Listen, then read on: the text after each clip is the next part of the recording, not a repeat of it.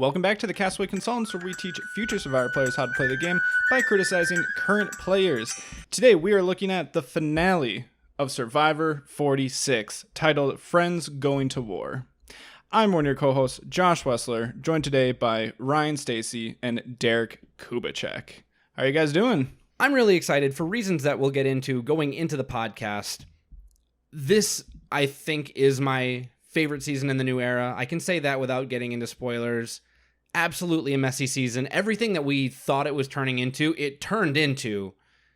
And I think we're going to have some salty people. It's fitting that the title of the episode is Friends Going to War. We always co-opt the title of the actual Survivor episode for our podcast episodes. But there are friends going to war on the podcast tonight, I'm sure. So I was excited for the episode. I loved the episode. I'm excited for the episode tonight. I don't know where it's going to go, but I think the listeners are in for a treat. Yeah, I think we're going to have a lot to talk about. What do you think, Ryan? I have been compared on this podcast to occasionally a little bit of Randy Bailey, our resident Survivor grumpy old man. Yeah, curmudgeon. He's very much a curmudgeon. Love Randy Bailey. He was great in Gabon. He was great on Heroes vs. Villains.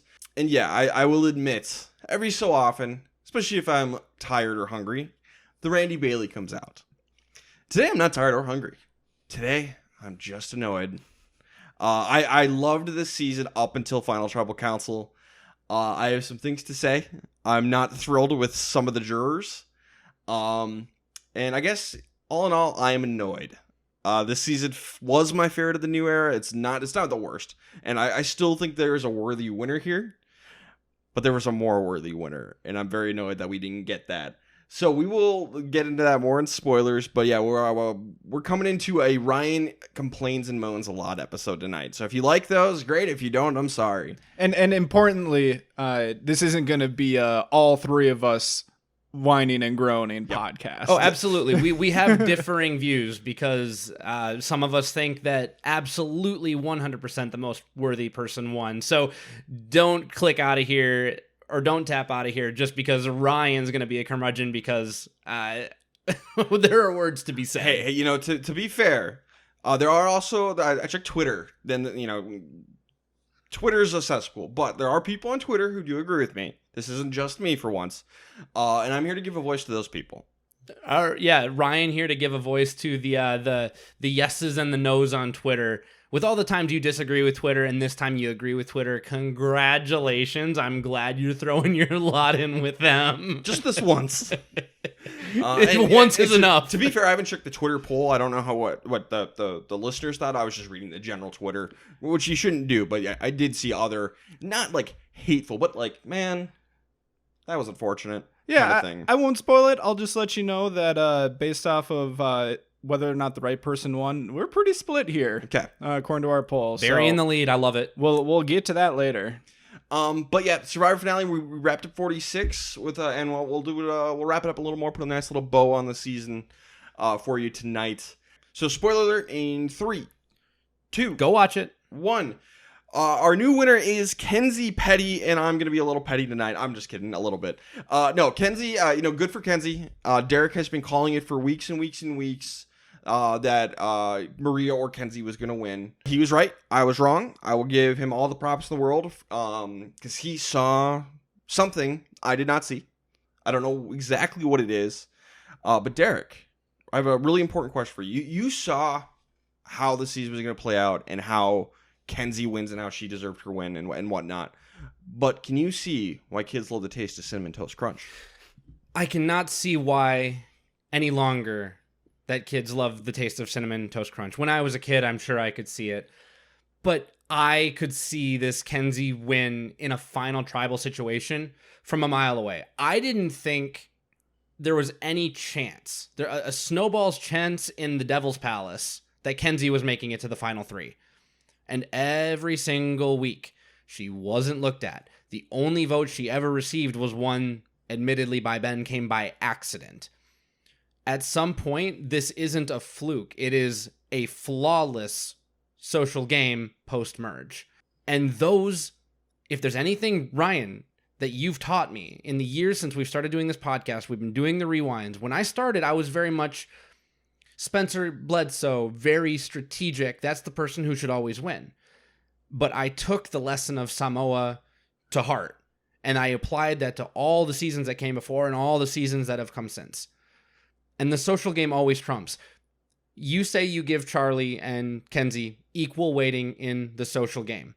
And when I watched this season, all I saw was Kenzie playing darn near a perfect social game. She was there for all the important moments. She was there for all the conversation. She was always the shoulder that people could cry on, but she was using that social equity to advance her game all the time. And sometimes when she had to fall on that sword, that's sometimes the difference in having a better social game than your strategic game. And if the social game is the most important, that's the edge over Charlie. And I am so glad that we got to see Kenzie versus Charlie in the final 3, because now I get to rub it in your guys' face a little bit that I saw it where you guys didn't. So go back, check the receipts. I've been saying it since the merge. One thing I do want to admit, I do think I indicated at one point that Kenzie could beat Maria. If Maria makes final 3, if there's anything this finale told us, it's that Maria was winning. Maria was winning. So I need to walk back on that. Yep. But Kenzie was obviously number 2. So I'm satisfied with the win. I'm satisfied with the way that I viewed it, and I'm really glad that I have receipts. So in that vein, Kenzie is not only a worthy winner, she's a deserving winner, and she truly played the best game that she could have played by my understanding of all the lessons that I've learned in doing this podcast with you guys. And that's why I think I am so shocked that, like, even retrospectively, you're having a hard time putting Kenzie over Charlie. I'm speaking to Ryan. I don't know about Josh. I'll let Josh voice his opinion, but I wanted to step on my soapbox because I have been called crazy. I think Ryan has said, Derek, how much special juice do you have in your beverage right now? I said earlier, Derek, we need to talk about your drinking problem. So we've had these conversations off air for weeks, and finally I've got enough juice from the squeeze to take a drink, and boy, oh boy, was it sweet. Yeah, enjoy your moment. Seriously, and I mean that genuine, because I know you do. If it had gone my way, I 100% would have been doing the same thing. And I would have expected no less. Yes. I can take it. So, Derek, I'm sincerely congratulations. Well done. Everyone on this podcast can dish and take. Yes. Otherwise, this wouldn't work. I had my moment last season. I was very, very close with all my predictions in the finale, so I'm very happy for Derek in this moment. I would like to say I was not far off from the things that you're talking about. I just changed my view of how this was going to end up for the finale. You can look back, like you said, there's receipts of how many times I said that Kenzie is going to be the next person to be going home because they would be stupid not to get rid of her. Mm-hmm. That happened every single episode post-merge until she failed when it came to voting out her closest ally. That's when my opinion changed on the matter. Apparently, people didn't really care about that too much, and they really held on to the social aspect of the game more than I was perceiving them to be. I knew that Kenzie had a shot to win the game. I just didn't think that she would be able to beat either Maria or Charlie. Obviously, I thought that Charlie was going to be closer than Maria, but I was wrong. And I can admit that I was wrong, but I'm not as far down the path as Ryan, sure, I guess, in this, because I wasn't totally shocked that it ended up happening. It just didn't go the way that I was expecting. Yeah, I started to get a little nervous right as we were getting ready to, as we were getting into the closing statements. I'm like, uh-oh. Because I've been very confident about the Charlie win. And I was getting real nervous right near the end. As I was counting the votes, I'm like, oh no, I might have made a huge mistake. No, so my main bone to pick doesn't really come from Kenzie herself. I think Kenzie is a really good player. Near perfect social game. Her one and only flaw in the social game was some of her interactions with Q, where I think she was too dismissive of him and a little, not aggro, but just a little too vocally against him at points. But that's true of a lot of people on this season, and apparently didn't hurt her at all, which I don't understand. I will fully admit I don't get that, because Q's gonna vote for Kenzie.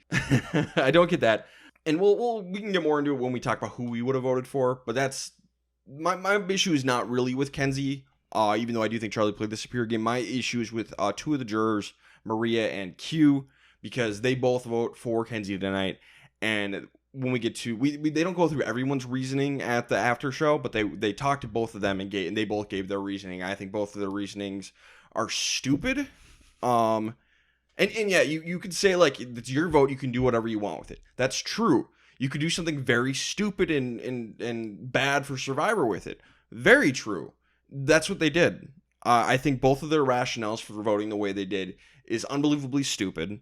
I think it has no place on Survivor, and I don't want either of them back because of it, because I think their thought process is bad for the show and bad for what I want out of the show. And we got to remember, what I want is what matters most.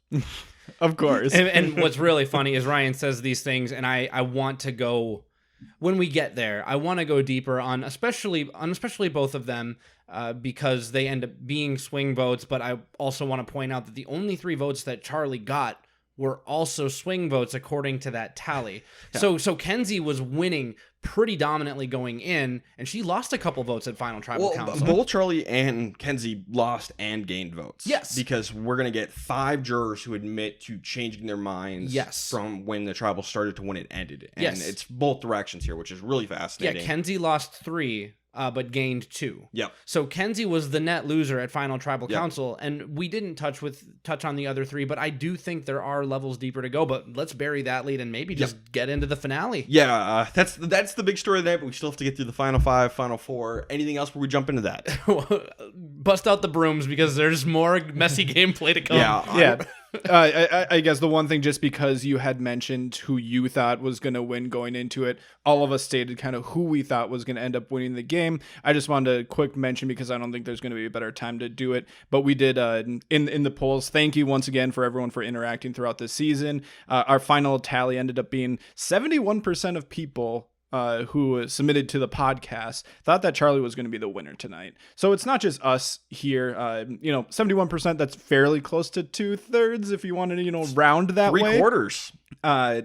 It's in between 2/3 and 3/4. And that's kind of the makeup of the podcast and what we were viewing going into tonight. So I just thought it was interesting that the viewers and the listeners thought very similarly to us in that way.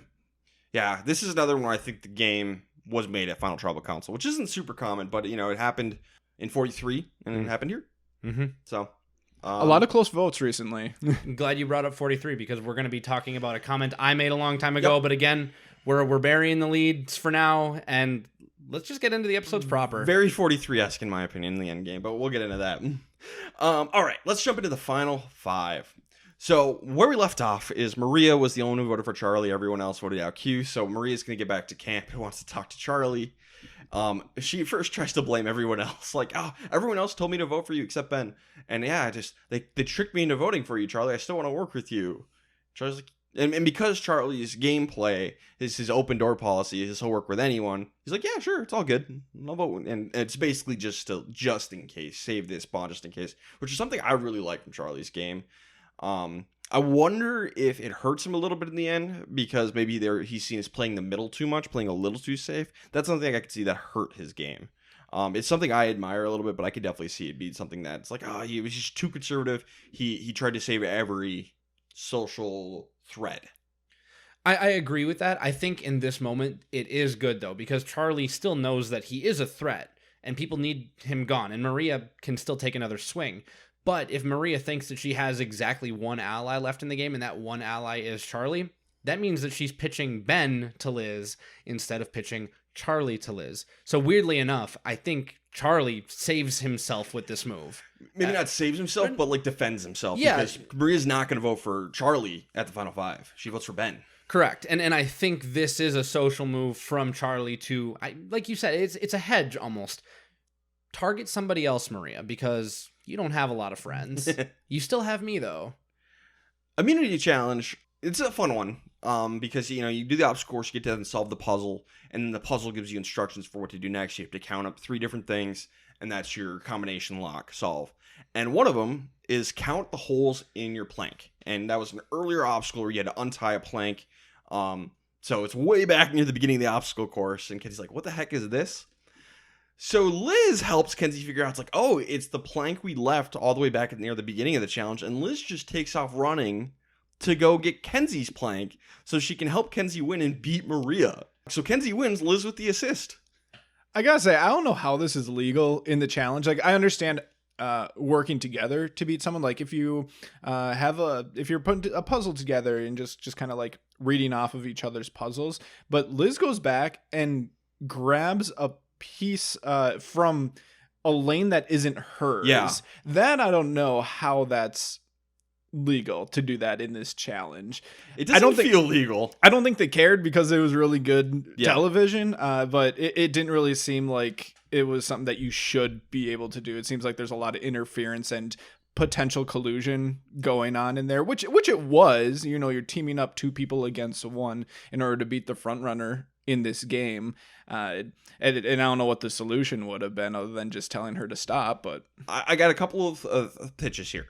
So first of all, I want to take us back to Survivor South Pacific. We had something similar happen where the family, get on your knees, was trying to knock out Ozzy.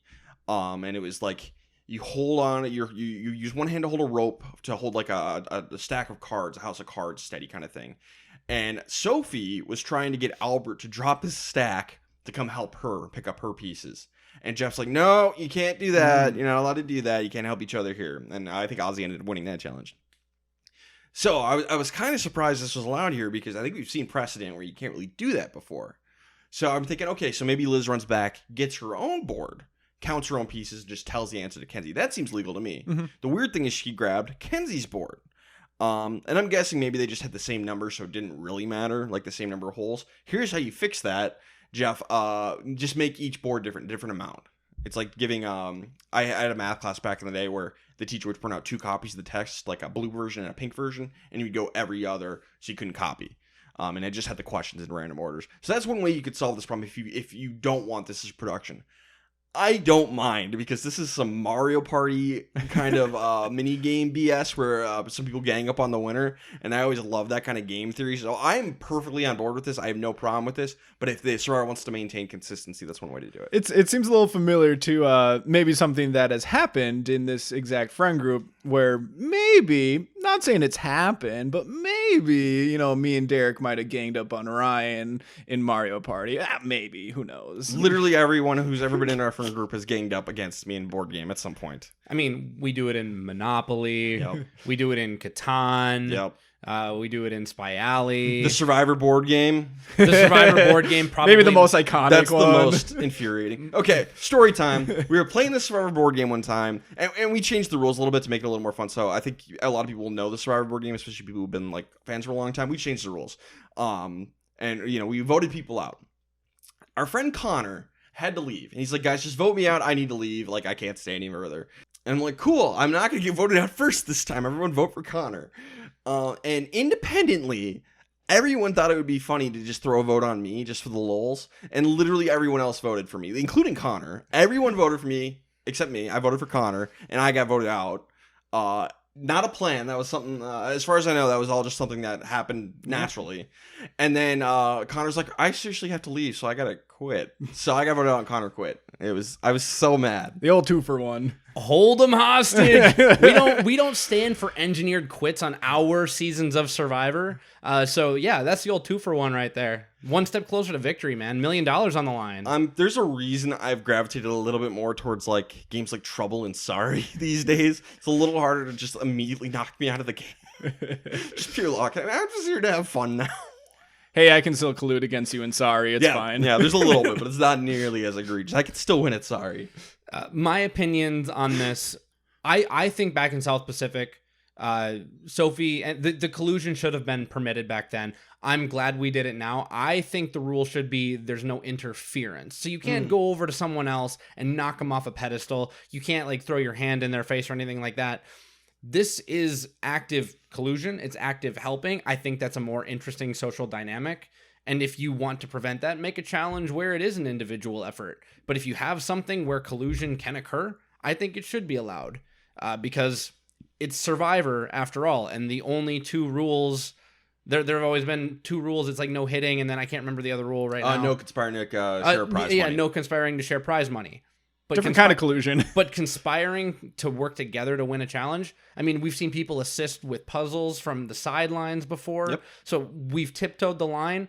This time we literally sprinted through a rope secret tunnel to grab a plank and come back. This was a not so secret tunnel. This was a not so secret tunnel, and I loved it. I'm here for it. I think this should be permitted. But if you're really that worried about it at Final Five, make it an individual effort. I think it's worth mentioning as well from a consultant point of view for any future players.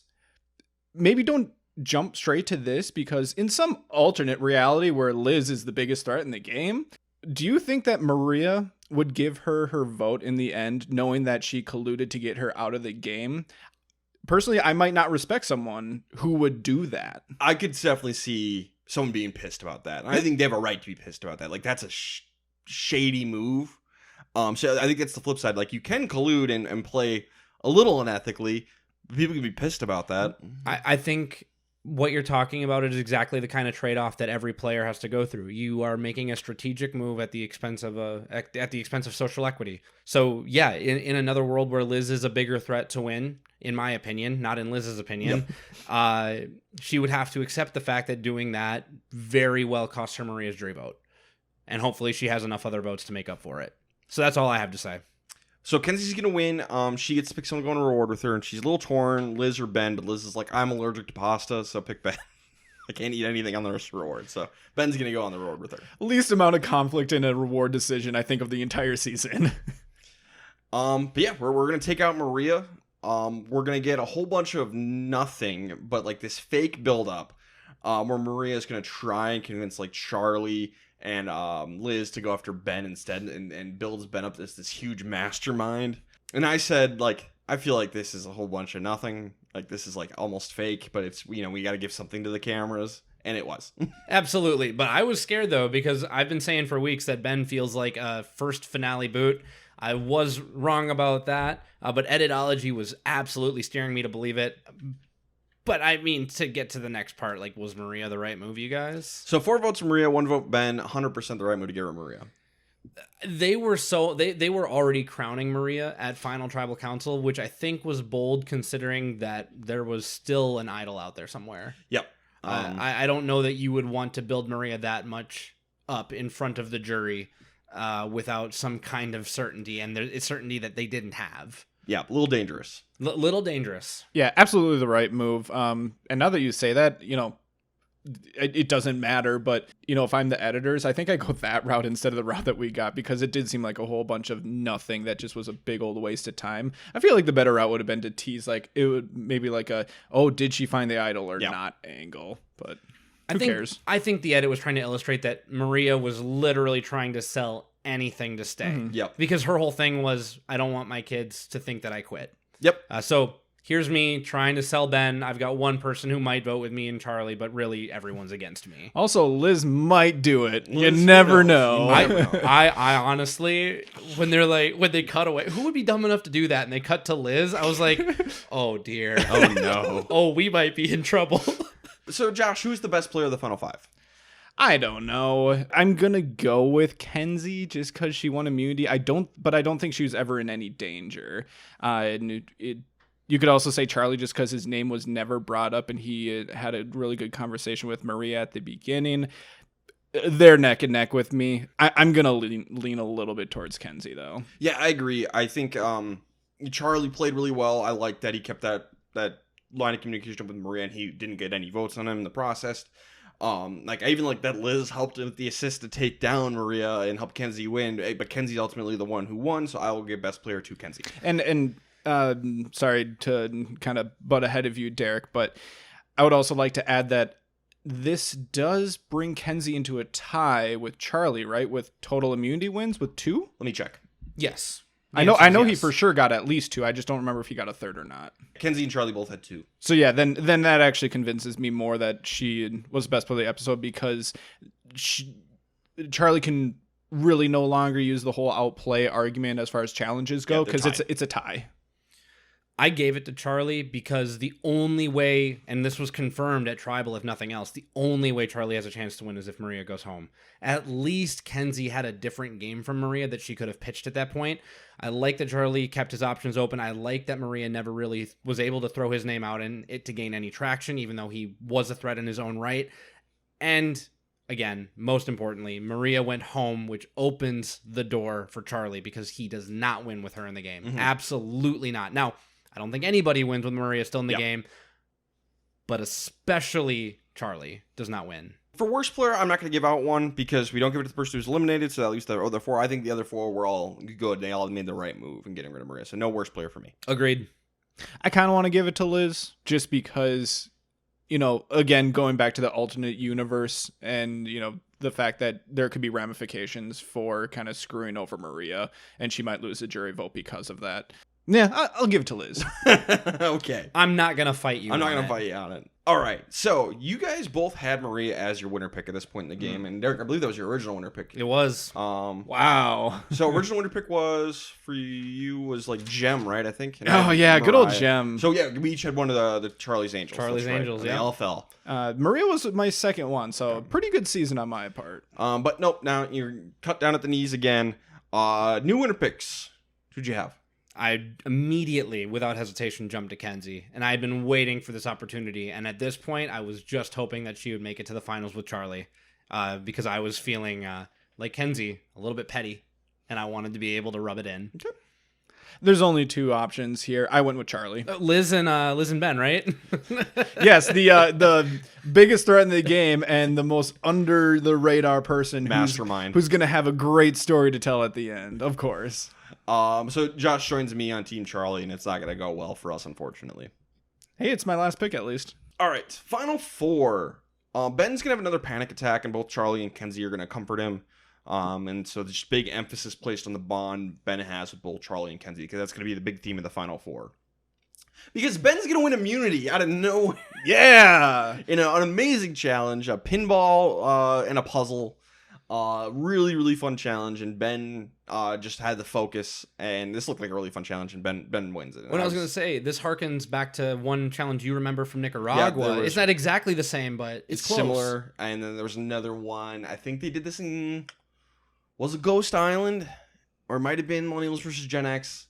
Somewhere in there they did a version of this challenge, I'm pretty sure. We'll get there in the rewind soon enough, and we'll be able to confirm that, but I love this challenge. It's a good challenge. And I love that it's 2 child games wrapped into one, and this is the one that Ben wins. The self-proclaimed, keeping my inner child alive. Yep. He gets to play Plinko and puzzle at the same time. I love it.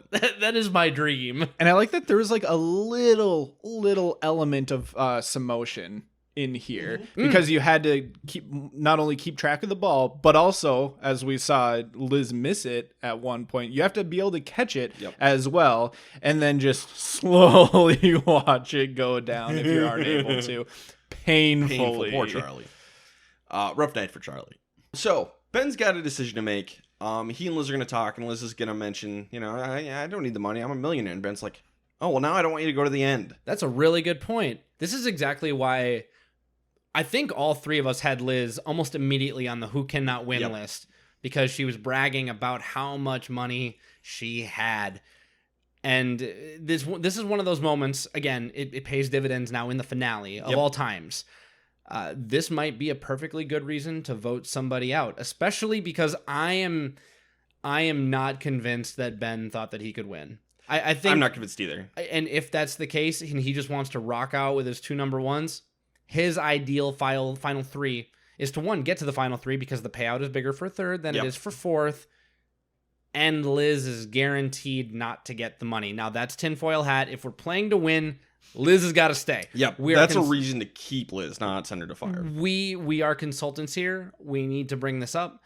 But I do think that if you're going to send Liz home, it's not such a bad idea to butter her up on her way out, saying, you played such a strong game. Jean Robert her, truly, like, you were the biggest threat. You got to go, and that's why I have to put you in fire. Yeah, he definitely butters her up a little bit. So he's going to send Liz to fire. God, she's so gullible. Yeah. Man, I can't wait to talk about worst player of the season, guys. I can't wait. So Kenzie and Charlie, they're going to practice fire. Kenzie wants to do it. She's pretty confident, but as the day goes on, she gets like freaked out and gets a little less confident. Charlie doesn't really want to do it. He's like, yeah, you put Kenzie in. That's fine. Can we please get rid of fire making? I'm so done with it. In hindsight, this was potentially $1 million decision. And that's so frustrating to me. Because this isn't the first time. This isn't the first time that this has happened and either. It's stupid that it is. Like, you can have whatever opinions you want on this. If you think fire making at the Final Four like mandatory is okay, that is a stupid opinion. You're wrong. We've all been stands on this podcast for a long time of getting rid of forced fire making at 4, just because it has always seemed like a way for production to give an out to the biggest threat in the game to stay in the game. Every once in a while, you end up with stuff like this where maybe people are using it as a reason to do a tiebreaker. I don't view it as the fire making itself. But we'll talk again at Final Tribal Council about this. I don't want to... We're going to keep the leads buried for now. Sure. And Ben has no interest in putting himself in. He probably should. We'll get into that. But that's kind of where I lead, and that Ben probably should. I mean, we can get into that right now. Yeah, because Ben is going to take Charlie to the end and send Liz and Kenzie to fire. I think Ben's best call is apparently to take on Kenzie at fire making and beat her. Maybe Charlie, but Ben's best chance to win is to take somebody, a much bigger threat down in fire making. And that's great for Ben. I think we do need to at least consider, because Charlie was very firm about this, where he did not want to do fire because he thought his game stood up well enough without it.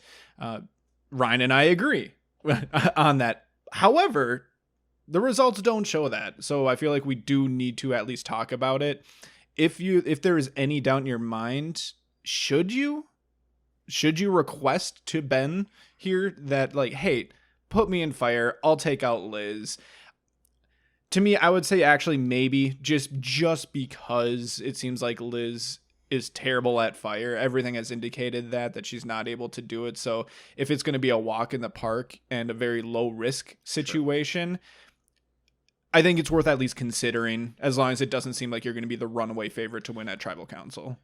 So I have thoughts on this as a consultant, and I hate this. I despise this. This is my least favorite part of my job. But we have to. I think the move here, everybody who's listening who wants to be on Survivor, go get a flint and practice like crazy, become a fire master, and then when you get to the Final Four, maybe don't win that Final Four immunity challenge first of all. I think, honestly, at this point, maybe don't win it because people are getting criticized, and we've seen this, for winning that and not taking immunity off and putting themselves in fire, which drives me insane. Maybe don't win the Final Four, and then go into Final Tribal Council, or the Final Four Tribal Council, fronting. A lot of bravado, saying, put me in, coach, I want to make fire. It doesn't have to be true, but say it.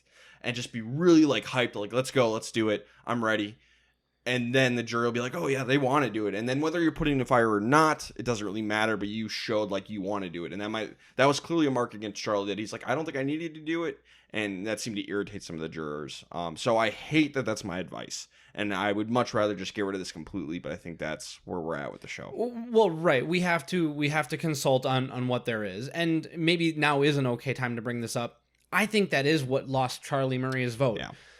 Charlie has now successfully separated himself from Maria in the vote for one vote, the vote where she went home, to immediately kind of stick his head back in the sand and take the safe route when we know darn well that Maria was the big target for the entirety of the Sega run in Power, is maybe less respected by Maria, who knew that she had someone on her coattails. So, Charlie, you have to come out guns a-blazing and really differentiate yourself and do something. And the fact that you shied away from it, when really most of what's on your resume I did, like the group work was mostly mine, I think that's why he lost her vote. And I criticize Carla Cruz Godoy for this. This is where this feels like Survivor 43 with Cassidy in particular. But this is now the second time we've seen it. And I don't particularly love the logic from Maria on that front. But the big difference is that a Kenzie existed. And in that season, we had Gabler, who his big move was voting out Ellie in like Mergatory. Which we said was a bad move. Which we said was a bad move. It was a bad move, but apparently that was enough for them. The Gabler was the option. In this one, there was a very good option for her. Cassidy's a much better player than Gabler. Yes, and that's why I'm on record now. I know at the time we were very Team Owen, but retrospectively, no. Derek and I were Team Owen. Yeah, Derek and I were Team Owen. Okay, We're Team Cassidy. Don't say we like it's all three of us. I was about to turn to you and say Josh was Team Cassidy, but me and Ryan were Owen. Yes. YouTube can confirm this. But retrospectively, I'm Team Cassidy. But this one, I can't fault Maria because there is a Kenzie here that you can vote for. It's I'll not a fault Gabler. Maria all day long. All day long. I can't do it. I can't. We'll get more into that later. Last season, D won final immunity, right? Yep. And she chose not to go into fire making. I want to know what the big difference is between D and Charlie. I think it's more of a confidence thing because both of them. I mean, I know Charlie didn't have immunity. In theory, it's very similar to me where he thought his game stood up without fire making. D, exact same thing. She didn't feel like she needed to throw herself into fire making. D was more respected for it. Charlie was not. Is it a confidence thing where D really just kind of laid down that really drew a line in the sand? Whereas I felt like Charlie wasn't as adamant with it. I'm asking a question more than anything on this. To me, D drove the car. Julie was the one with the well-established social game, but when you go back and you watch 45, everything that D wanted to happen happened, or it happened because she allowed it to happen.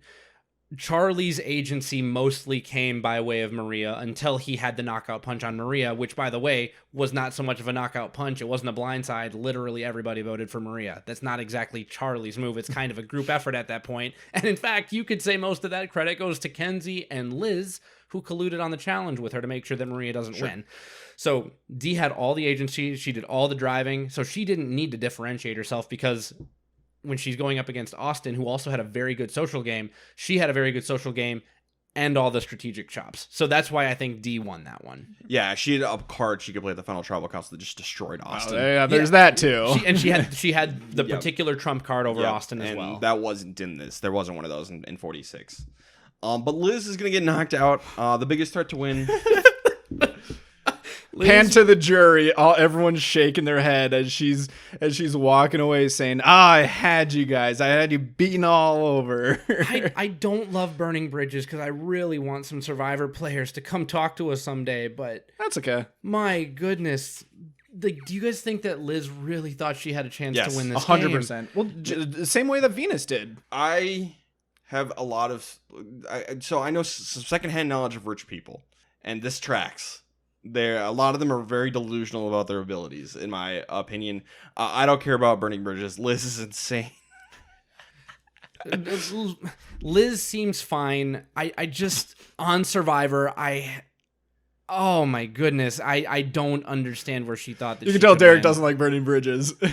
I started this podcast to burn bridges. I'm trying to make sure, because we talk about this all the time. Like, there's a line between like the person and the Survivor player, and we don't know Liz personally. No, we don't. And I love the fact that she has like a Wednesday tradition to go to Applebee's with her daughter, and then come back and watch Survivor. But a great Survivor player, it did not make. Right. And you know what? If I hurt her feelings, she can use her millions to wipe her tears. Goodbye, Liz. So our final three is Kenzie, Charlie, and Ben. Derek, who did you have as best player of the final four? I had Kenzie as the best. She won fire making and ultimately had one more thing to differentiate herself. She persevered, and I thought that it was a good look optically from the jury, particularly when Q said either the pressure bursts the pipe or it creates a diamond. And Kenzie was the one who came out on top. And I think that for at least Q, he really respected that. And Maria also respected that she did it. So for whatever reason, this earned Kenzie a lot of points. And she survived. Not only did it earn her a lot of points, it won her $1 million, apparently. So it's Kenzie. Yeah, it's Kenzie. I agree completely. Worst player, Josh, what do you got? I'm going to go with Ben. I don't know if it's fair to do that just because he can't win the game at this point, regardless of what he does. So, I could be swayed very easily to Charlie just because he didn't push harder to be in fire. He seemed very just kind of timid, not only at camp, but also at tribal council in front of the jury. Oh, yeah, I'm changing my mind. It's Charlie. I'm going to go with Charlie instead. I'm going to go with Ben because I think the best move for him was to put himself in fire. He had the control. So yeah, I don't think he's still going to win, but I mean, maybe. Who knows with this jury? If he puts himself in and shows that determination, maybe he wins. But Ben is my worst. He could have been a Gabler, I guess. I gave it to Charlie because it didn't seem like the jury respected his move to bow out of the fire making. Granted, he didn't have the power, but he wasn't eager. He wasn't fighting for himself. So I think that's the big lesson we can learn from Charlie is you got to at least pretend to be eager at the fire making. Jeff, big fan of the podcast. Big fan of me specifically, Yeah, I'm sure. Sure. Please, for the love of God, get rid of the fire making challenge. It's making the show worse. I'm changing my mind again. I'm going back to Ben because from what I said, like this exact same thing happened to Gabler. Mm-hmm. He showed what he could do, and none of us expected him to win. Who knows? Ben could have won this season with the jury that we have. Who knows how easily they could have been swayed if he would have knocked out Kenzie. That's what it would have had to been is him versus Ben Kenzie. versus He knocks Kenzie. out Kenzie. No one votes for Liz, and then Ben sweeps all of the Siga votes. Maybe. Yeah, maybe. If people, I still don't think it's super likely, but with Unlikely. the reasoning of this jury, maybe. Basically, I was writing Ben off as can't win, and maybe that wasn't actually the case. So that's why I'm switching it back again. All right. Final tribal council. Final three. So this tribal council was kind of chaotic with a Q, because the jury was arguing with each other at times. And yeah, it was just, there's a lot going on here. So bear with me for a second. I got to parse through my notes and find out what we actually should talk about, because I don't know if there's actually that much. But I completely forgot to bring up the Twitter polls that we have. Do we want to do those or no? we could do them. Go ahead and read them. We did put out a Twitter poll at each of the points where people got voted out. At 5, I asked if the right person got voted out, and 77% of Twitter said that yes, the right person got voted out at 5, which was Maria. I don't know how it wasn't 100. Yeah. We also put out a poll on Twitter for was the right decision made for who to put in fire making, and this one was a lot more lopsided. 98% of people said no. Yep. That is definitely wrong. I think we all know why. And the 2% was Liz. Yeah, right. Okay, now you're good. So, Tiffany asks, like, hey, tell me about a movie made on your own. And Charlie says the Hunter vote was his. Originally, Kenzie was trying to blindside Tiffany, but he changed that vote. Hunter's going to chime in and say, hey, actually, I'm going to give more credit to Kenzie on this one, because she was the one who convinced me to not play my idol or my shot in the dark. But eventually, he is going to vote for Charlie, so. Kenzie is going to say the Tim vote was mostly her because Q is so erratic about voting for Tim or Ben. And Q is going to disagree with everything she says. But Tiffany's going to back up Kenzie, and it's just a mess. They're both going to voting for Kenzie. I don't know how, but okay.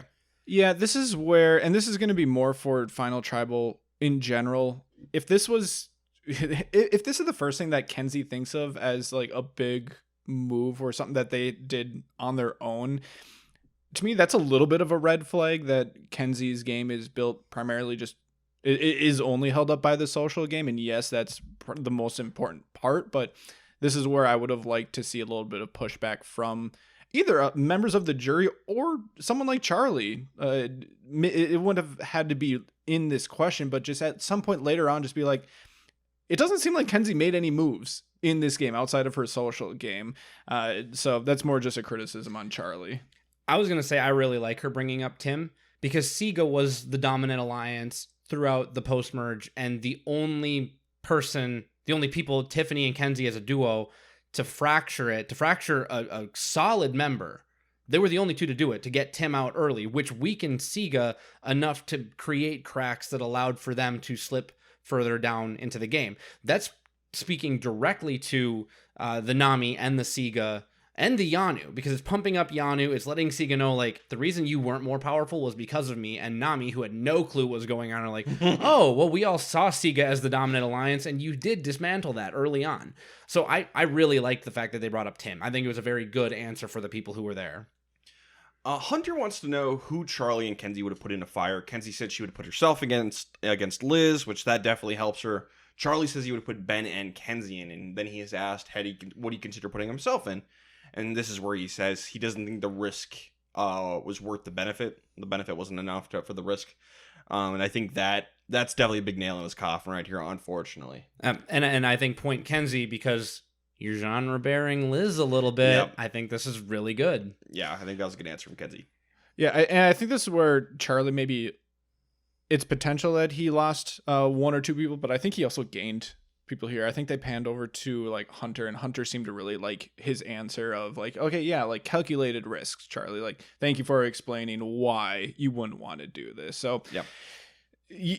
Not every answer is going to be perfect for every single jury member. Just remember that. Charlie's answer would have given me more reason to vote for him, and then some people don't think that way, and those people are wrong. I think it would have been better if Charlie would have had immunity around his neck, right? Now, I know that's how the question was phrased, but I don't know that that's how the answer was received. Yeah. Because basically what I think he's saying is like, if I would have won that last immunity, why would I put myself into fire making if I had won the last immunity? Because then I've got another immunity. It's a great question. Why would you? Great question. So Sana has got a really good question. She lays out, here's kind of what people think about, all three of you. Is this accurate? Is it not? Why? And you get 30 seconds. Kenzie is first. She's accused of like, hey, you were brought into votes. They weren't ever really your moves. And she's like, yeah, I'll cop to that. That was part of my social game. People brought me in because I had good bonds with them. And so she owns that. I think that was huge win for her. Charlie is accused of being too similar to Maria. And he's like, yeah, we were on the same page the whole time until I blocked her move with the final six to take me out because I formed these bonds with Ben, Liz, and Kenzie. Also, I think a great answer.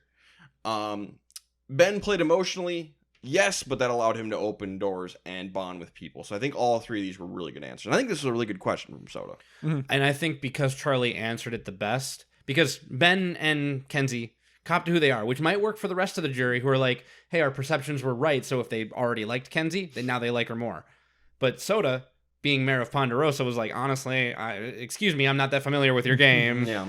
And Charlie's like, no, there were more layers. I think Charlie wins Soda's vote with this. Yeah, because Soda is going to vote for Charlie.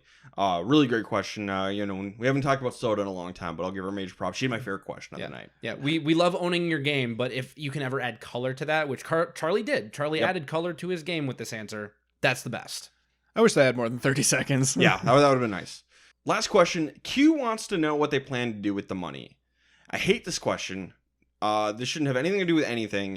Going back to all the way to season 1. So I hate that this is a question. I hate how much of a role it plays in this. Ben says he's broke and wants to help his parents retire and help with the nonprofit to bring music education into Florida schools, because Florida schools need more education right now. Good at quality education. I said what I said. Good answer. Charlie wants to help his family pay for law school. Yeah, I think this is where Charlie ran into some trouble because he comes from a well-off family, and this is probably a good reason that he... I don't know, because he also added in the whole part about wanting to really help out with immigration law. Sure. And especially since there are multiple immigrants or people who came from immigrant families on this season, I'm surprised that this was something that was almost a knock for Charlie. I know it was only brought up by Q later on. I hope it was only him, because it seems like, yeah, Charlie's well off, but he's still looking to do something good with the money. In addition to paying off like student loans. But like, it's not like it's just like, yeah, I'm going to take it and invest it and keep furthering myself. And it's probably a good thing he didn't mention he was going to Harvard. Yeah, and probably a good thing. Kenzie wants to invest in the money and plan for retirement and having a family just because she doesn't make much money from her business. Well, Kenzie, maybe you should make a little more money from your business, but whatever. But apparently this is also really helps Kenzie win the vote just because she wants to help, like, use the money to basically start a family, and that she's just struggled, starting her own business her entire life. And that's wonderful and great and admirable from Kenzie. It just drives me nuts that this was a factor in the vote. I don't think the answer had much to do with it. They said it did. Because I think that this is more... I think this goes back more to everything that happened during the season, because the groundwork was laid for Kenzie's story. She spent how much time with Yanu, if we're going to just look at just purely based off of Q and his decision here. He knows a lot about Kenzie. If you're putting someone in who doesn't know Kenzie's entire story, this is more just like, okay, yeah, like good for you. But I feel like there's a lot of layers there that we didn't get clued into with her backstory and her entire upbringing and all the things that she has done just in her personal life. So it just feels like there's a lot more here that we didn't see. I'm not saying that that's a reason to give someone $1 million. Just tell me you like Kenzie more. Like, that's so much better. The only color I'll add with a question like this, it's almost like Q wanted to lay a trap, because this feels like a Qism. Remember when he was reading into the hide and seek and, big mistake. And he only had validity with like Hunter. Like, oh, wow, this guy's so competitive. He will like break his neck to win a stupid game of hide and seek. I think Q wants to see, and I don't think he's right in doing this. I think he wants to see who's being real with me. Like, do I really think that these people are going to donate a large chunk of this money to nonprofits based on what I know about them? I don't like this. I don't think this is a good reason. I think just if you ever get asked this question, all you can do is be honest. Yep. And if you're Liz, don't tell people that you're a millionaire ahead of time. Maybe you can pull the Gabler and say, I'm going to donate all of it to something or another. Or don't say that, just be honest. Yeah. Just be honest and put yourself in a good enough position where that answer doesn't hurt you. Because I don't think there are any lessons to learn from this question. I think it's just Q being chaotic. So I don't love the question. If it truly was the tiebreaker for him on a surface level, that is bad, and I'm not going to defend Q. If he feels like he extracted some level of, I don't know, honesty at a foundational level from Kenzie saying, yeah, this money's mine, and that's what he wanted to hear, good for him, I guess. But I didn't love the question. So it's going to end up being 5 votes for Kenzie, 3 for Charlie. The people who voted for Charlie were Soda, Hunter, and Liz.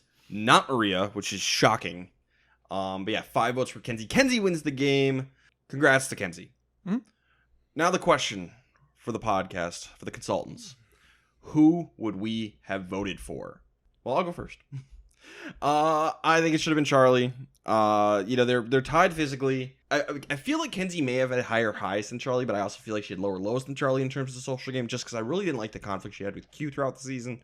Where Charlie didn't seem to have that. Allegedly, Ben really did. Apparently, Ben and Q hated each other's guts, is what I'm hearing in like exit interviews. And then strategically, I saw more from Charlie than I did from Kenzie.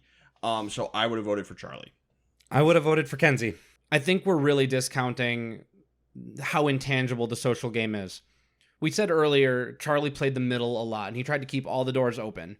If I'm reading between the lines a little bit, which is all we can do with the social game, maybe people on a certain level didn't feel that vulnerability from Charlie and felt at some level like they were pieces in his game, especially because he was a part of a dominant alliance where he needed to watch every step to not have people turn on him at any given time. The other reason is that Maria was around for so long. I think Charlie didn't differentiate until too late in the game, and then when he did start to differentiate himself, he immediately retreated back into the hovel. He was taken into the final 3. I don't think that it should hurt his game that much, but I think if there's someone like Kenzie who made one true mistake, she was out of the vote one time with Tiffany, but that further solidifies how perfect of a social game that she played, that it was her game. She won her medals. She also took her licks. Her game was hers.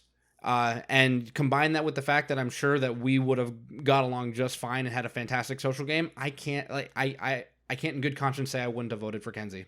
Well, now that we got the 2 obvious ones out of the way, you would have voted for Ben. I would have voted for Ben. I'm glad we saved you for last in this one. Now I don't know where you're gonna go. Yeah, classic Josh. I'm right in the middle. So careful, Josh. Apparently that loses you Survivor. It absolutely can. It definitely can. I'm going to look at it the same way that you do, Ryan, in this scenario. So if you look at outwit, outplay, outlast, or whatever, or just, if we want to look at like the physical game, they tied in challenges. I'm going to use the fire making as a tiebreaker for that. I'm going to consider that an aspect of the physical game, if you want to call it that. And I'll also toss any other advantages in there. Neither of them, I don't think, if I remember correctly, had any advantages throughout the game. So kind of a point Kenzie there, surprisingly. I think that Charlie was the better strategic player, and I don't think it was very close, actually. Just because it seemed like, the big things that I criticized Kenzie for earlier on in the season is going at her number one ally way too early, and she's lucky that it didn't work out for her, and she's lucky that her closest ally got blindsided, because otherwise she would have taken her out, and then she would have been gone very soon afterwards, because she would have been seen as the biggest threat in the game, which she was. And then she never made another move after that. It seemed like she was kind of just floating along, like everyone was saying, just here and there with the votes, which was her strategy. It's just not a strategy that I like to reward too much. I think that Charlie was very much more intentional with the way that he was aligning himself with everyone, it seemed like, and using people like Maria as big threat meat shields, essentially.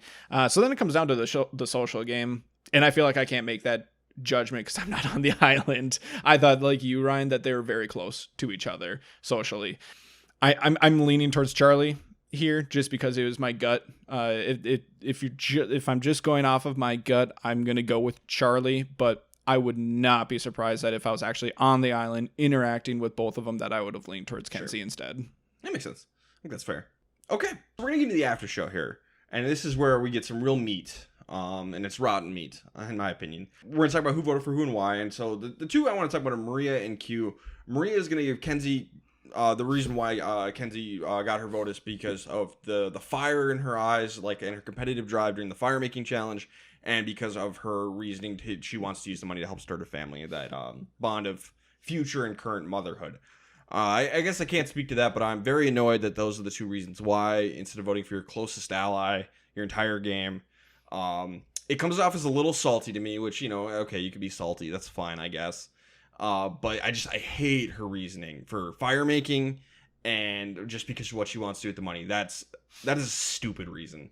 And I want to point out something, a very funny tweet. So, Maria and Charlie compared themselves to Malcolm and Denise from the Philippines this entire season.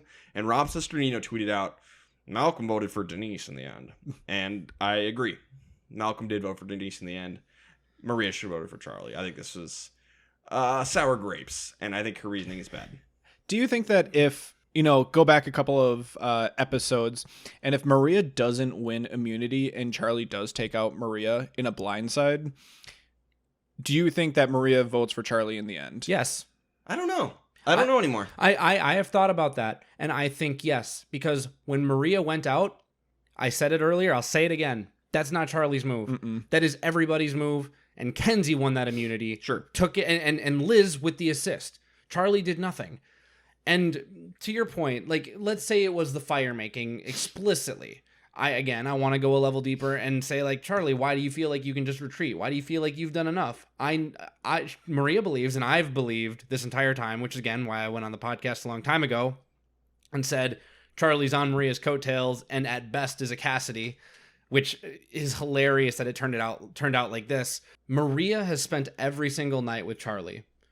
If she gets to the end and she decides that even though Charlie was her number one ally, that Kenzie was fighting much harder for her game and made it to the same place, that is absolutely her prerogative to vote for Kenzie in that situation. So Charlie's one big differentiating move was to take her out, which was a unanimous vote when she had no protection. Heck of a move there, Charlie. I can see why Maria would flip her vote, and I think she is absolutely in the right to do so. And I think this is, I'm going to say it, a silly grudge for you to have against Maria, because you were not there. Not. You were not there. Look, if you're going to say, and this is what she said, I'm going off her words, fire making and what she wants to do with the money. Once again, I've said it before, those are stupid reasons to vote for somebody. The competitive fire in her eyes when she made fire last night. Semantics. It's not semantic. It's what she said. Those were the two reasons. Those are bad reasons. It's what she said. Yeah, that's what she said, and they're bad reasons. If Maria says that she didn't feel the competitive fire in Charlie as much as she's blind. She was out there for 100% of 100%. We see 1% of 1%. And true. The edit was fed to us through Charlie's perspective because he's an incredible orator. There's a reason he's going to law school. He can talk. He can narrate. He can explain what's going on. But Maria was there, and she's valid in her perspective. And so if she switches her vote to Kenzie because she felt like Kenzie played harder and was more competitive and more fierce, she's allowed to believe that, especially because she was taken out for being all those exact same things in a different alliance. Okay, competitive is fine. That's fine. That part's fine. But the fire making and her wanting to start a family. Charlie probably wants to start a family too. Give me a better reason. You vote for whoever you want. Give me a good reason. And these were not good reasons. And one thing we should also take into account, these are questions that are posed right there. Yes. Well, everybody is still hungry, still fresh. Yep. They haven't had time to really reflect on what happened. I'll be very curious to see if anyone is going to say, oh, maybe I shouldn't have voted for Kenzie and should have voted for Charlie after having seen the season. I'll be very curious. Or, that's happened before. Or if anybody who voted for Charlie after watching the season feels like they should have voted for Kenzie. Because remember, 5 votes allegedly flipped. Yep. 2 to Kenzie, 3 to Charlie. I would like to also mention, just regarding Maria's comments here, the competitive fire in her eyes. Is that what the words were? Something along those lines? Very close Wall to making, fire making, but yeah. Where was that? Because I didn't see it. I saw Kenzie fumbling. I saw her being in a very high pressure situation and fire and not being able to execute on it, being very panicky, being very panicky in the moment. Yes, she got it done, but it was because Liz couldn't have her flame catch for more than 2 seconds. It took her how long, and she needed to regain her composure, and she was able to, keep that going. I don't know if I would call that competitive fire, though. This is where the social game comes in. If you have a better social game than the person sitting next to you, everybody is looking for a reason to vote for you. Yes. Yes. And clearly people were looking for a reason to vote for Kenzie. And when Liz was throwing a fit and saying, Charlie, she knows about the sticks, optically, I can see that bumping her up a little bit more during the fire making challenge. Not necessarily because of fire, but because sounds like there. a competitive fire in Liz's eyes. You can say a lot of things about Liz. She's definitely competitive. I'm just criticizing the comments by Maria, but it's a bad comment from Maria. It's bad. And I just don't see it. And I know we're not going to agree, so we don't have to Let's keep move on. beating the horse. I'm kind of done with this. Q says he gave his vote based on his question. What are you doing with the money? Fudge off, Q. These responses have really burned me really badly. I was pretty high on Q as a character. I don't want Q or Maria back ever. I'm done with these two. I'm really annoyed. Get them out of here. Stupid. So it's gonna be 5 votes 3. Charlie's very surprised that Maria didn't vote for him. He's much more gracious than I would have been. He's like, Kenzie's great. At that point, Charlie has remembered that he is on national TV. Good for him. And it's time to swallow it and just move on. And he's seen recent seasons where people will call out something like Survivor 43, where everyone's just like, oh, bitter jury, oh, people, sour grapes, yada, yada, yada. I think he's just thinking in this moment, just like, it's better for everyone if I just say this right now, regardless of if I agree or not. I don't think I could do it. I don't know what I would do in Charlie's position. I really don't know. I think I would specify more that, like, I don't agree with their reasoning, but I respect it.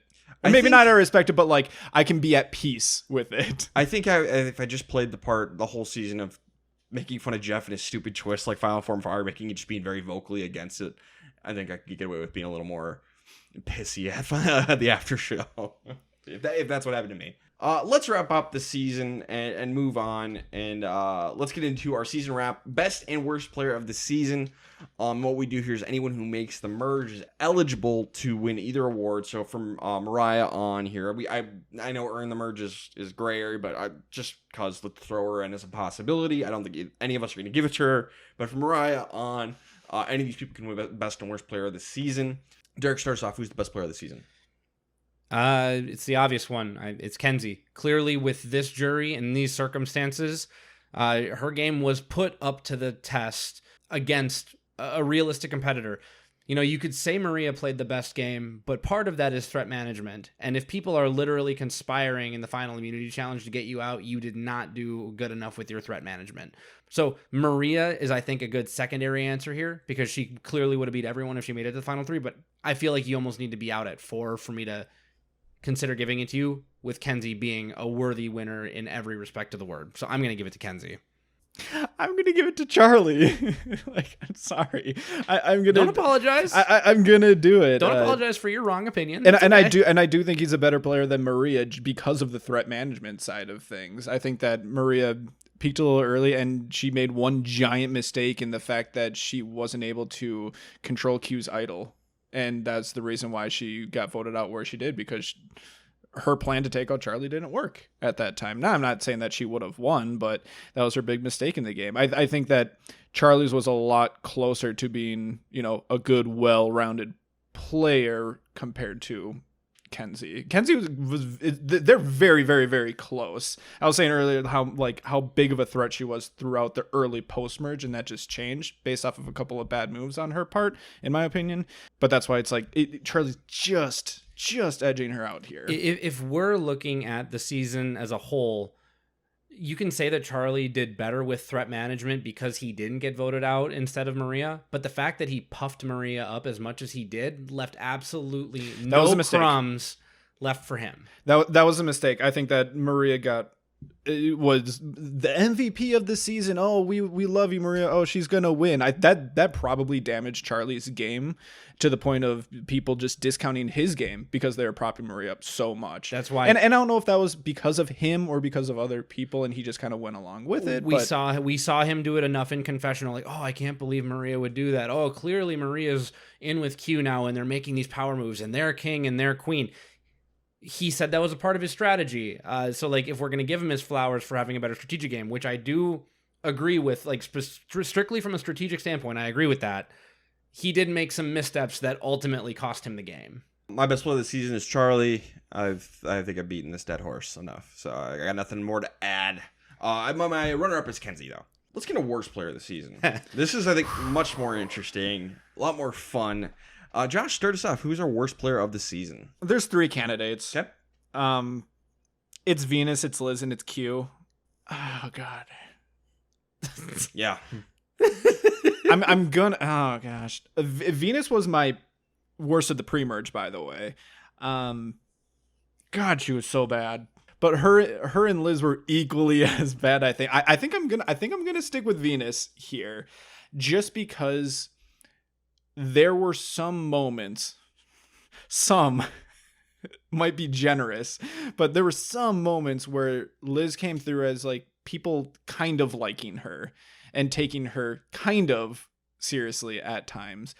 Venus seemed like she was drawing a dead zero on being able to do anything strategically. No one was taking her seriously at all. Yeah, some people liked her at times. I'm sure there are people who could say some nice things about her. We didn't really see a whole lot on like her social side, anything positive on the social side of her game. I dishonorable mention to Q. I really want to give it to him, but he at least did some fairly good strategic stuff earlier on in the game, and then did terribly in the post-merge. But I'm going to stick around here and copy my pre-merge worst and go with Venus. Yeah, I mean, all 3 of them are just terrible. I think Liz is third, and then I think the runner-up is Venus for me. I'm going to give my worst to Q. Apparently terrible at the physical game. He didn't win anything. Horrible at the social game. Strategic, he's got a little bit of chops there, but he's got some really bad crackpot ideas. And then throw in the fact that he wanted to quit twice, at least. So Q is my worst player of the season. The big difference, I guess, between them, I think, is that Q actually executed on some things at times. Were they the right things to do? Yeah. Yep. Sometimes, not always, sometimes. Venus, I think, was about a 0% of the time. So the question is, and I think we've talked about this before, is it better to be able to be completely ineffective at executing anything or execute only bad moves? That's the question, the endless, timeless question, but I'm going to go with Q. I'm going to go with the only Survivor player, I think, to ever have beef with the Empire State Building, which, like, this might not be evergreen, but Venus was beefing with the Empire State Building on Twitter as of today, so that's hilarious. You don't get to insult the Empire State Building unless you're from America. Get out of here, you Canadian. This is emblematic of Venus's game. Like, Venus picks a fight. Venus says something out of pocket. Venus doesn't know when to be quiet. So, like, the fact that carried over immediately into social media, and the fact that she still thinks, based on almost all of her tweets, that she played a good game, tells me that she learned absolutely nothing. And don't get me wrong, I want her on every season of Survivor. No. But she needs to wait a few years if she wants to have a chance at winning Survivor. Because for everyone to see how bad of a player you are and vote you out anyway because you can cause problems, like that's why she got voted out, because she was chaos with a Q. She was chaos with a V, man. So I'm giving it to Venus. I gave worst in the pre-merge to Liz, but after seeing the way that she was treated, not just by her own tribe, which sometimes, luck plays a factor into it, everyone on Nami, on Siga, on Yanu, nobody took her seriously for one moment, and I think that speaks volumes. Yeah, I can't fight you on the Venus pick. It's those two, I think. That said, bring her back for every season. Yeah. No. Bring Venus back. Yeah, she's great. Jeff Watch. I think we got a lot to say on Jeff Watch this time around. Right. We got a little bit of fan Jeff where he brings out props. He's sharing, licorice, whether or not that's Red Vine or Twizzler is yet to be figured out. He busts out the pillow. We see a return of evil Jeff. He wasn't quite as evil as slashing open the bag of rice, but we saw our moments. And I like that he was willing to put Jelinski on a pedestal. It was, he recognized a moment, and we got so many long-lived Jelinskis that at this point it has to become something. Season 40 several. Now, as a podcaster, this season of On Fire, I didn't enjoy Jeff nearly so much on the podcast. It felt very self-gratifying this season. And I thought it was much more fun when we were getting insight on the shows and not just kind of doubling down on reasons that he's right. So I have a lot of respect for Jeff as a showman. We have our disagreements. I would love to have a conversation with him sometime about the show of Survivor. I would love to explain how wrong he is about everything. But this season of the podcast just left me with a wanting feeling. So maybe they listen to this podcast and they take some insights back. But if not, Jeff, big fan of the podcast. You're welcome on anytime. I will also go on fire.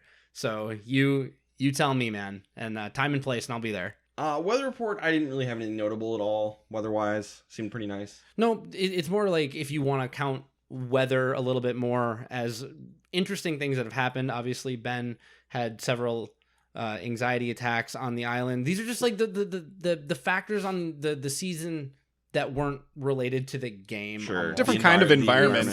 So there was obviously an emotional torrent with Banu and with Ben and with I forgot Venus, Banu was on this season. and with Liz and with Q. So while the weather did not play a factor, there were certainly lots of storms. Yeah, and I think the lack of food. I think this is a very starving season. Yeah, they said longest season without having rice as a tribe, which they never got. Liz got some portions, but that was an individual thing. Yeah. So worth noting. Last thing we had to talk about, most memorable moment of the season. Josh, our memorability correspondent. Josh, what do you think is the most memorable moment of the season? I will field suggestions from you guys. I have 3. Though, and I'll pick from those 3, unless you guys have something that might be better. Kind of in chronological order here. Jelinski's several, obviously that has to be brought up because it was recurring throughout the entire season, all the way up until the post show, whatever we're calling it. 5. Count them, 5 idols in people's pockets. I know that both of these they're not moments, like individual moments in time. It's more just my first thought that comes to mind when it comes to the season. The third one is a moment. Liz freaking out. That if you want to go for just one singular moment, her face during the Applebee's reward denial will be forever burned into my brain. So that's mine. That's my pick. If we're sticking true to the definition, it'll be the I'm pissed monologue from Liz. And the love for Applebee's, the greatest product placement ever purchased by Applebee's. You can't buy that kind of exposure, truly. Yeah, apparently you can, but you can't intentionally do that. My only other thing would be specifically the Q vote with respect to 4 idols in pockets in a row, especially because the alternative was Charlie. Yeah, that was probably my biggest idol move. Who absolutely should have gone at that time. Charlie or Kenzie, but at least a big threat. So that was pretty funny. But I'm gonna put my vote on Liz as well. Yeah, that's a good point as far as like moments go. And actually, to catch people up, well, I was watching the episode on the airplane. I was able to watch it live on the plane, and I was just dumbfounded, like hands on my face, like what is going on? And I just could not believe it. Absolutely. So that'll hold a special place in my heart as well, just because of where I was at when I watch it, and I thought, how did we get here? And also, holy crap, Maria's game might actually be ruined now because of Q. So honorable mention to that, but I think I'll go with Liz just because it is a much more succinct moment in time for the season. And it got at least Derek and I to go to Applebee's. Yes. There you go. Applebee's got some money. Okay, that is Survivor 46. We're done. It's wrapped up. It's over. Our season 47 in the fall. But let's. I think we should shout out all of our fans who have been listening to us. With a bunch of people voted in the polls. Yeah, absolutely. Thank you, everyone, for interacting with us all season long. Interacting with our questions and polls on Spotify, Twitter, all that stuff. Thank you for everyone who's left us reviews. We did grow considerably this season, and I want to think that is because of the people who left us reviews on our podcast, especially on Spotify. It seemed like a lot of growth came from Spotify, and there are many reasons for why that can happen, but it's because listeners give us positive reviews. So thank you very much, and if you haven't done so already, we would appreciate it. Yeah, it's very easy to just scroll up to the top of the page and tap the star icon. 5 stars, please and thank you. Yeah, I was gonna say, for housekeeping for this point in time, we've been doing the podcast almost 5 years now, which is absolutely insane to think about. In terms of listenership, we nearly doubled this season. Just Wow. over the course of this season. And in some episodes, we outright did, or like more than doubled. So the effect of word of mouth or the algorithm or however you guys are interacting with us is making a difference. So thank you for that. I have one 5-star review on Apple Podcasts that I want to read out. It is from Vikings Rock 634. And you know who else rocks? Ben. Fun listen, awesome cast of co-hosts. Highly recommend for any diehard or casual Survivor viewer. I agree. I love my co-hosts. Specifically, shout out to Ryan because, again, he does the primary audio editing on the podcast. But I need to give my flowers to Josh as well because he's doing video editing now and splicing up the audio with the video so that we can grow the YouTube audience, which on a percentage basis was our biggest area of growth this season. So biggest thank you obviously to the listeners, but I just wanted to make sure you guys got shouted out, even if I was the best consultant this season. Yep. MVP to Derek for probably just being the most accurate overall this season. I'd say Derek was right on the money the most this season, for better or for worse. But congrats. Yeah, good job, I guess. But thank you most of all the listeners who have interacted with us. Just I don't know, made us part of your routine. We appreciate it. We didn't expect it, but we appreciate it a lot. So thank you. It means a lot to us to have so many people care what we have to say about Survivor. You know, 3 people who've never played, who think they know better than the players. Thank you. It means a lot. Yeah, very notably, off mic, Ryan likes to mention to us that, he doesn't do this podcast for anyone but himself. True. He does it for us. Yes, for us, because he loves to talk about Survivor, and so do we. That is why we do it, but it does help to know that people do actually care about what we're saying, and that we're not just talking into a microphone that's going off into the audio world and nobody cares. So it's good to know that that's not the case. Yep. It's a lot of work. I love doing it, and it's nice that people appreciate it. So it means a lot. As cynical and sarcastic as I could be, it does mean a lot. I do have a heart sometimes. Hey, out of all those new followers, I'm sure some share the same point of view as you. Hope so. Hopefully. So, next time you hear from us, we'll be back to our Rewind series where we talk about old seasons of Survivor. We're working our way through it. Season 30, The Worlds Apart, The Dirty 30. That is our next season we'll be talking about. We haven't started that at all. We will in the next week or so. So it'll be a couple of weeks before the next episode comes out, just because that's such a beefy podcast. Those are, we do the pre-merge and then a post-merge every 2 weeks. So there's lots to talk about there. Controversial season, divisive season, Not a huge fan of it. It's an okay season. Nothing too special. But that's what we'll be doing next. So that's the next thing you'll hear from us. Guys, anything else that I'm forgetting? No, I don't think so. I think we're there. I'm good. All right. Follow us on Twitter at Castaway Pod. Yeah, Twitter, Instagram, Castaway Pod, TikTok, YouTube, Facebook, Castaway Consultants. We have a website that's thecastawayconsultants.com. And like we mentioned, whenever we post stuff on Spotify, feel free to go and interact with those. We do post stuff for our Rewind series as well, and we try to keep those open for a little bit so you can go in and react to them. Yeah, and if you'd like, you can interact with us anytime on the off season. You can guarantee we're checking. Yep, ask us questions about any season. We've seen all of them, so we can answer them to the best of our ability. So, all right, on that note, this has been the Castaway Consultants. Got nothing else for you. Good night.